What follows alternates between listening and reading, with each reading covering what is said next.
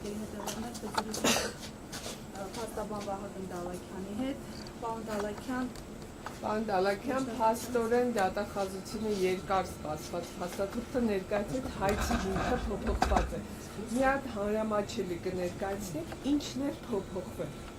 Մի փոքր հետ գնանք, հիշեք Սահմանադրական դատարանի որոշումից հետո մեծ քննարկումներ կային, թե ընդհանրապես այս գործերը ինչ ճակատագիր պետք է ունենան, որովհետև Սահմանադրական դատարանը ի թիվս այլնի հասկացել էր, որ պետք է լինի պատճառահետևանքային որոշակի կապ ենթադրյալ հանցանքի եւ ձեռք բերված ապօրինի որակվող գույքի միջեւ։ Եթե նման պատճառահետևանքային կապ չկա, ուրեմն դատախազության պահանջը անհիմն է եւ հայցը պետք է մերժվի։ Մեր դեպքում ուսումնասիրությունը դատախազությունը սկսել էր այդ ենթադրյալ հանցանքի փաստի հիման վրա, որը իդեպ մինչ այժմ էլ նախաքննությամբ փուլում է, որևէ հանցանք հաստատված չէ, ինչևէ եւ այդ հիմքով էր հայցը ներկայացվել։ Որևէ պատճառահետևանքային կապ հայցում, հայցադիմումում ապացուցված, հիմնավորված, վկայակոչված չէր ընդհանրապես։ Եւ Սահմանադրական դատարանի որոշումից հետո մենք պնդում ենք, որ հայցը այդ հիմքով պետք է ամբողջությամբ մերժվի, ինչ այդ էլ ենք դա պնդում Եվրոպական դատարանի նախադեպային որոշումների հիման վրա, բայց նաև Սահմանադրական դատարանը դա հաստատեց։ Բայց այո, բայց կհիշեք այն ժամանակ էլ մենք մտավախություն էինք հայտնում, որ միգուցե դատախազությունը կփորձի, այսպես ասած, մի գնացքից մյուսին թռնել եւ հայցը այս կեսից, դատավարության կեսից սկսել հիմնավորել նաև նրանով, որ պաշտոնատար անձ է հանդիսացել Ռուբեն Հայրապետյանը, զբաղեցրել է համանքային պետական պաշտոններ եւ այսօր տեսանք, որ այդ մտավախությունը հաստատվեց, մենք բնականաբար առարկելու ենք այդ դիրքորոշման, այդ մոտեցման դեմ, որովհետեւ նման հիմքով ուսումնասիրություն չի եղել ընդհանրապես, ուսումնասիրությունը սկսվել է ենթադրյալ հանցանքի հիմքով եւ այս ճանապարհի կեսից գնացքից մի գնացքից մյուսին թռնելը մենք համարում ենք ոչ իրավաչափ։ Պարոն Դալաքյան, 3 ճշգրտում ամբողջ նիստի ընթացքում մեղադրող դատախազը ձևակերպումները արդեն որպես ապացուցված փաստեր է ներկայացնում, ապօրինի գույք, ապօրինի գործողություններ, սրա հետ կապված խնդրահարույց չէ նման պնդումը, երբ որ այդ ապացուցումը դեռևս իրատեսական էլ չէ, երկրորդ ֆայլերի հետ կապված ինչու են ուշացնում այդ հայտի ֆայլը, նախկինում ասում էին այդ Excel ֆայլում բանաձևեր էին ճշտում, ինչ էին անում, հիմա ուր է այդ ֆայլը եւ երրորդն էլ Հայկոնոմ բանկի տրված հայտի տեղեկանքը աղմկահարույց, ինչու հիմք չի համարվում դատախազությունը։ Շատ սկզբից կամ բնականաբար եթե ամբողջ տեքստը կարդանք իրավաբանական ձևակերպումները հավանաբար պահած կլինի, ես դեռ չեմ ծանոթացել դատախազությանը, բայց բնականաբար այսպիսի հրապարակային պնդել կատարված հանցանք, ձևական հաջորդներ, ապօրինի ձեռք բերված գույք, բնականաբար դա ազդեցություն է գործում լսողների տեսնողների վրա եւ սխալ ազդեցություն է գործում, որովհետեւ կրկնեմ, որ այդ ենթադրյալ հանցանքներն էլ, որոնց հաստով, որոնց հիման վրա սկսվել է ուսումնասիրությունը, որևէ հանցանք դեռևս հաստատված չէ եւ այդպես տարիներով այդ գործերը նախաքննության փուլում մնում են եւ ըստ էության ծառայում են գործիք նման հայցեր ներկայացնելու համար, ոչ ավելի։ Դա մեկ։ Երկրորդ հարցը ֆայլի հետ կապված, ֆայլը տրամադրվել էր անցած տարի մարտ-ապրիլ ամիսներին, եթե չեմ սխալվում, բայց տրամադրվել էր ոչ այն ամբողջական տարբերակը, որը կա դատախազության մոտ, մասնավորապես դա Excel ֆայլ է եւ հաշվարկների տրամաբանությունը արտացոլող այդ բանաձևերը ցուցադրված չէին, պարզապես բանաձևերը հանած թվեր էր ներկայացված։ Հիմա էլ իհարկե խոստացան տրամադրել, բայց տեսնենք տրամադրելուց հետո արդյոք այդ ամբողջականը կտրամադրեն թե ոչ, որովհետև ենթադրաբար որոշակի փոփոխություններ այս վերահաշվարկի արդյունքում նոր հիմքերի եւ պահանջի շրջանակներում պետք է արված լինեն։ Պարոն Դալաքյան, մի ճշտում է սրան շարունակելով, նայեք, այստեղ գույքի արժեքները ներկայացվում։ Ներկա կարծեմ գներով շուկայական, սա բյուջետի հանգամանք չի, հաշվի առնելով, որ օրինակ կոնկրետ տարածքներ էին այնտեղ մատնանշվում, որտեղ ժամանակին չեն եղել ենթակառուցվածքներ, տարածքները ունեցել են բավականին ցածր արժեքներ, հիմա ներկայացնել միլիոնավոր դրամների, դոլարների գներով այս հարցի առնչությամբ ունեք դուք մեկնաբանություն։ Գիտեք, բնականաբար ճիշտ եք ասում, բայց այս փուլում մենք անգամ դրան չենք ուզում անդրադառնանք, որովհետև այստեղ ոչ թե արժեքների շուրջ վիճարկման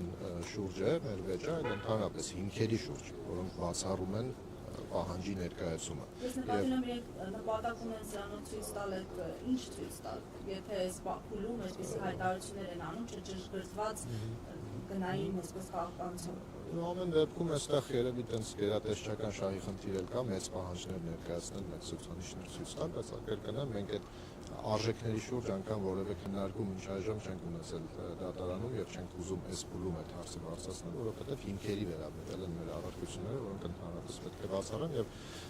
դուք նաեւ հարց տվեցիք Հայկոն բանկի խաղացքի հետ կապված այդ պահանջի հիմքերը ջարդող քանդող հանգամանքներից մեկն էլ հենց այդ Հայկոն բանկի կեղծ քաղվածքն է, իհարկե դատախազությունը ինչպես տեսնում եք մինչև վերջ պնդում է իր հաշվարկը եւ հաշվի չի առնում, որ հիմնվել է սխալ կեղծ տեղեկանքի վրա, իրականությունը չհամապատասխանող տեղեկանքի վրա, բայց կրկնեմ, դա արտացոլում է ավելի քան 4 միլիարդ դրամի եկամուտ,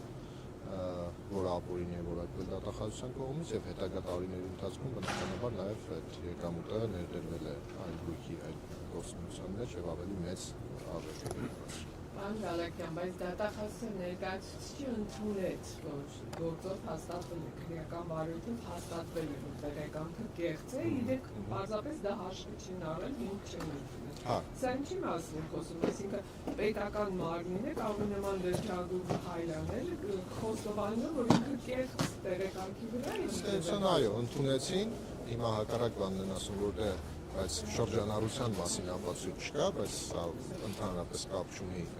իրենց ներկայացած այդ մասով պահանջի հետ, որովհետև իրենք այդ մասով պահանջը ներկայացրել են հիմնվելով նրա վրա, որ RRSP-ի հաշիվներով շրջանառություն ընդհանրապես չի եղել, հետևաբար ստացված միջոցները ենթադրվում է ապօրինի են, իսկ հիմա հաստատվել է, որ այդ շրջանառություն չի եղել պնդումը